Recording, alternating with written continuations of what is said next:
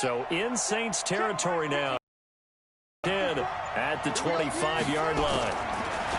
Now Jackson. Snead's got it. And taking it to the 15-yard line before he's brought down. 10 yards there, good enough for a Raven first down. Through one quarter, 14-7 our score.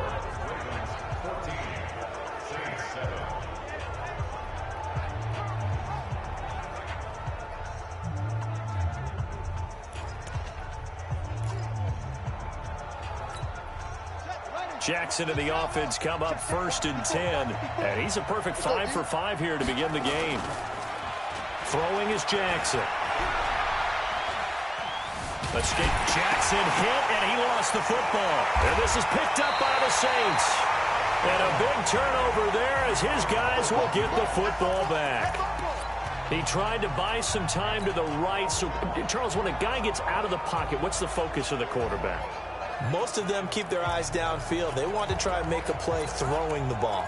Some of them, they want to tuck it and go. But when they scramble, in this case, as you said, to the right, you're cutting the field in half. So good defenses kind of converge in that spot, and they don't give you much territory to throw the ball. He had nowhere to go with it. Ends up getting the ball stripped. That one goes for 24 yards. Right after the turnover, they come out throwing. And that means it's a sudden change situation. We used to practice it on defense. Sudden change, get out there, stop the offense. But you typically run out there a little bit unsettled. I think that's why he came right out throwing the football, hoping to catch him off balance. And he did. Breeze now to throw. And incomplete. Crisis averted. Almost picked. Instead, 2nd down. The name of the game is always on defense, put pressure on the quarterback. And that's exactly what they've done today. It looks like they've got him a little bit rattled. That would have been the 2nd interception in the first half. So 2nd down and 10. Once again, they'll go from the 40. To throw is Breeze. Flush to his right. And it's knocked away and incomplete. He was trying to get it that time to Ted Ginn. But now it's 3rd down. When I watched that play, I thought about what my coaches had told me in the past. The biggest teaching point, get your head around. Locate the football so you can make a play on it while it's in the air. That's exactly what he did there. That was nice. He'll let it fly in the direction again. And that'll wind up incomplete. Bold play call there. Now it's 4th down. Even without a ton of pressure in his face, it just shows how difficult it is to pick apart his own defense. Those guys are sitting back, and they're not playing receivers as much as they're playing the eyes of the quarterback. And how about this, a fake? And this is incomplete. A huge gamble, and it does not pay off. They fake the punt. It doesn't work out, and the Ravens get the football back and in great shape. It's such a risky play there to fake it. You're either the hero or the GOAT. Here they're going to be the GOAT. Unfortunate, too, because you know they thought they had something there. They don't call it just to call it. They don't just say, oh, what the heck, let's go ahead and fake it here. They feel like they've got something on. They've got the defense in the right spot. Just unsuccessful in that opportunity. They'll run on 1st down. It's Ingram. And he works it past the 30, almost to the 25. They get 14 on that one. That's good for a Baltimore 1st down. Now, this is an example of breaking down a defense, because on a lot of these runs, he's getting past the point of attack, and guess what he's doing? Forcing the secondary guys to have to make a lot of tackles. On 1st and 10, it's Jackson, and that'll be incomplete. We always talk about receivers. If the ball hits your hand, you're supposed to haul it in, but it is hard to adjust to a pass thrown a little bit behind you. That one was all the momentum going forward. Couldn't contort his body back to grab it. So after the incompletion on 1st, now 2nd and 10. Shakes off the sag. And this one taken in on the right sideline, but not in the field of play. They say it's incomplete. The throw led him a little too far. It brings up 3rd down. Love his pocket awareness, able to slip out of the sack. But once you take your eyes off the receivers, once your eyes come down and you see the rush, Hard to get back downfield and find an open target. Fortunate, that one just wound up as an incomplete pass. So back-to-back incompletions, and that has him staring at a 3rd and 10. Got Snead. And he will reach the 8-yard line before going out. They're able to convert on 3rd down, and that sets up a 1st and goal.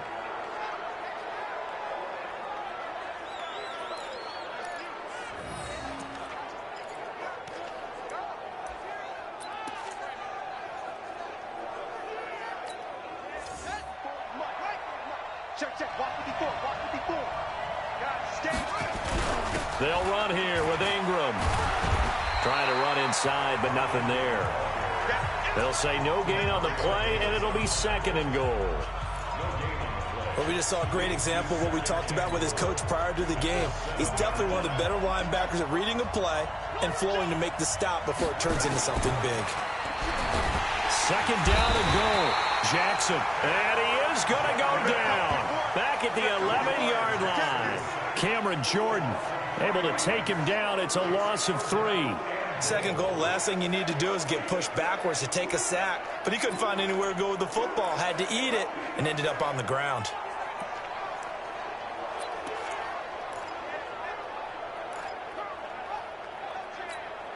The crowd here in the Dome making things difficult. 3rd and goal.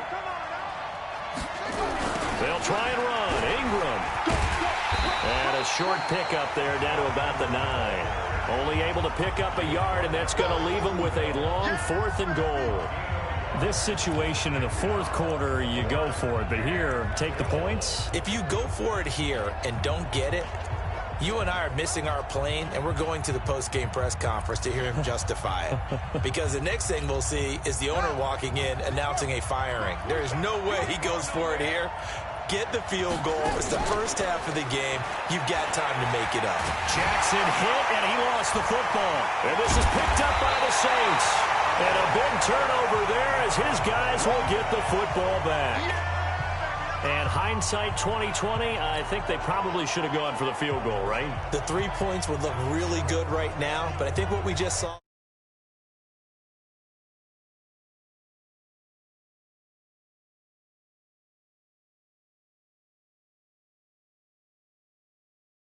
Analytics really...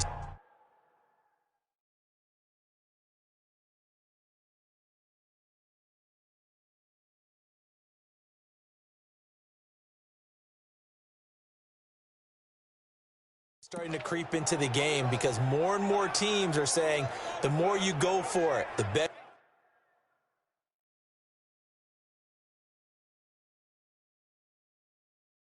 your odds of getting it, the better.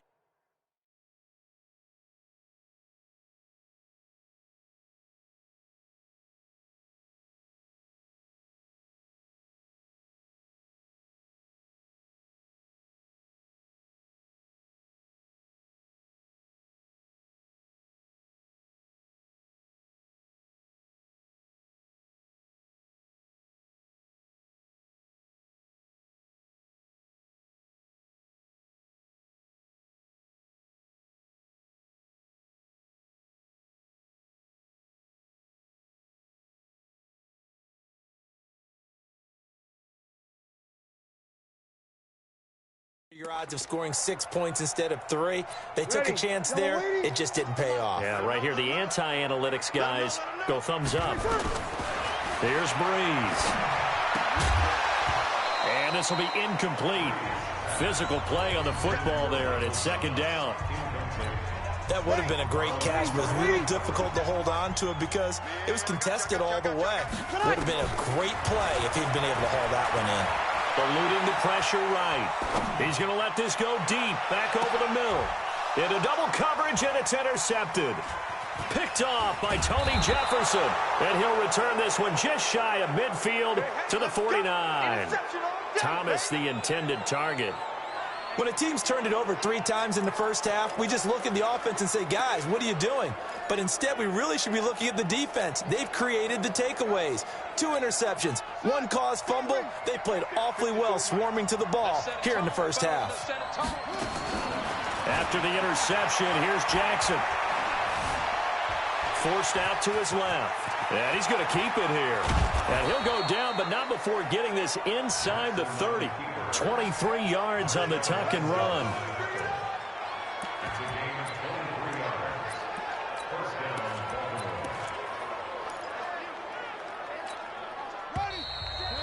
We've hit the 2-minute mark of the second quarter. 14-7.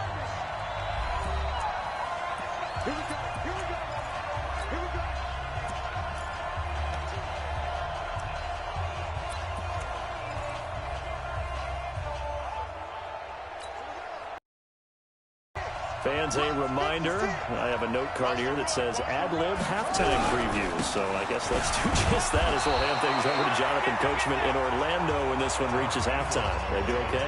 You did great. Not a bad job. Hey. But, you know, writing down your ad-lib. If you print it, I'm going to read it. I'm Brandon Gaudin. The last run good for 2. Here's 2nd and 8. Let's go, defense. Let's go. Jackson. It's complete to Snead. And he's brought down after a very nice gain. It'll go as a gain of 25 on a play that started back at the 25.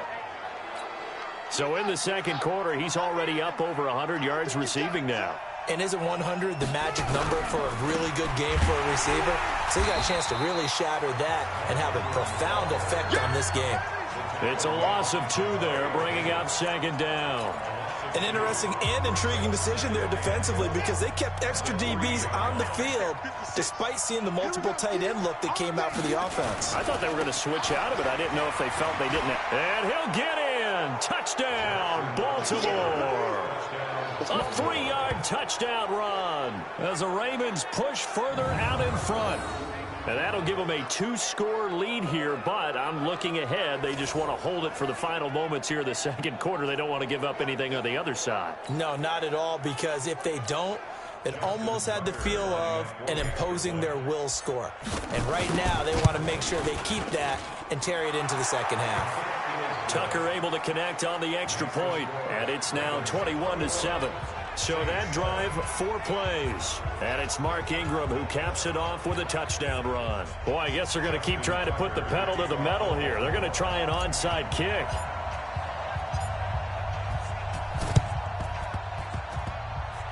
And this one travels out of bounds. So unsuccessful there on the onside kick try. So they will accept the penalty and move forward. Good starting field position for them here as they come up 1st and 10 at the 41-yard line. Working from the gun, it's Breeze. Flushed out right. On the run, he'll let this go deep right side. It's caught at the 10. A big play there just before halftime. 51 yards. The last drive he threw the pick, but he's not shy. He's going downfield again there. And you can't be, because if you back off after throwing an interception, your whole game plan just goes right out the window, and it makes things easier for a defense. And you and I both know there's a quarterback in this league that's any good that doesn't throw an interception occasionally, and they usually bounce back in a big way. I've seen guys throw 5 and still find a way to win the game in the end. And now, due to apparent time constraints, we fast forward to the beginning of the second half. The Ravens ready to receive it, and they've got the lead as well as we resume play in the second half. This is taken about 7 yards deep. He won't go down. And he'll get it up to about the 26-yard line, just across the 25. Out come the Ravens now. They'll go on offense first here in this third quarter. They built a good first-half lead. Now they have a chance to add on to it. And what I'm thinking is that the offensive staff spent the entire halftime just working with them on, here's what we think they're going to do to attack us in the second half. Nice first half that we've had, guys, but be prepared for some change-ups. We're going to see them when we kick it off in the second half. See how they handle any adjustments that might be made defensively. Ingram again. Oh, he sheds himself free. The 40, the 30, 10. And all the way in for a Ravens touchdown. Mark Ingram, his second touchdown of the afternoon as the Ravens push further out in front. Always important to get the first score of the second half. Now you start to pull away a little bit and get some breathing room going. And now we find out about the fortitude of the group that's behind, because they were counting on getting into the game a little bit more, right? Maybe they get the first score. That doesn't happen.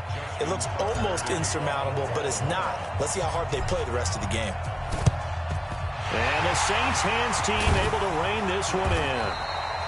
The risk-reward of the onside kick. When you don't get it, the risk comes out to play, and here they gave up great field position. And that's the key to everything, because you're trying your best to press advantages when you have them, and field position leads you to that type of play calling. And whether you want to blitz or whether you want to throw the ball deep, those types of things, now that they've given up that type of field position, the advantage is switched to their opponent. Escaping the pressure right. He's going to take a shot right away for the end zone. And he's got it. Touchdown, Saints. Alvin Kamara with his second touchdown of the afternoon. And the Saints get a bit closer. He has his 2 scores, but still a sizable deficit in this game. Do you have him? And now it's blocked. Picked up by the offense. This is a live ball.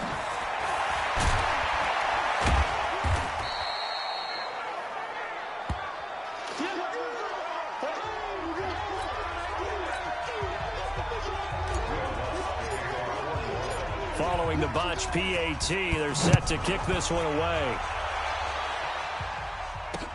That's fielded in the end zone. And all deep in his own territory, he coughs up the football. And he's into the end zone. A fumble return and a Saint touchdown. And all of a sudden, we've got a ball game. They get another touchdown, picking up the fumble, taking it to the house in just a matter of moments. 2 quick scores, Charles. Every time we start to neglect special teams and big plays that occur off of them, something like this happens that reminds us we've got ourselves a game now. So here's the kickoff now as they'll get it again following that fumble return for a score. That's fielded in the end zone. And he loses the football a second time. So a teammate picking him up there, that was nearly disaster. And the way that you coach these things, you want to make sure you have eyes towards the return guy, because you want to make sure that the catch is secured. A lot of teams do that. They have at least one guy. Okay, you're responsible for making sure he secures the catch. He's not always the one that makes the recovery, but he can always sound out the alarm. Hey, ball's on the ground. We've got to get it back. And just in general, Charles, on a play like that, how tough is it for the defense to account for a running back essentially being a receiver downfield? It's very difficult, especially if the running back has skills. And he'll score. Touchdown, New Orleans. Taking it in from 2 yards out as his guys have cut the lead down to 2. Well, this was a pass all the way, but he just kept buying time, didn't he? It was kind of like, wait. Oh, it's open. Time to hot-foot it and go. And, boy, was he successful. Yeah, didn't go to the outside toward the pylon, just straight ahead, middle third of the field. Shortest distance between 2 points. Straight line. Still time to work with on the clock, but they wanted the tie now, and they got it. And I love their aggressiveness. Go ahead and get it done. Get the game tied. Now your team has the momentum, and you're staring across the field saying, let's see if you can match us.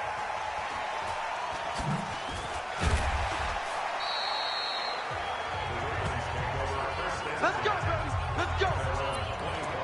And now Baltimore gets set to take the field. And they're hoping to redo their efforts in the last drive when they got into the end zone. And just think of what it's like now on the sideline, because when you score a touchdown, you have to go over and look at the tablet and see what you did on the last drive. When you scored points, it's a whole lot better view than when you're trying to figure out how to fix things there. And he'll be down deep into New Orleans territory. A big effort that time out of Ingram. Give him 58 yards on the ground. Well, this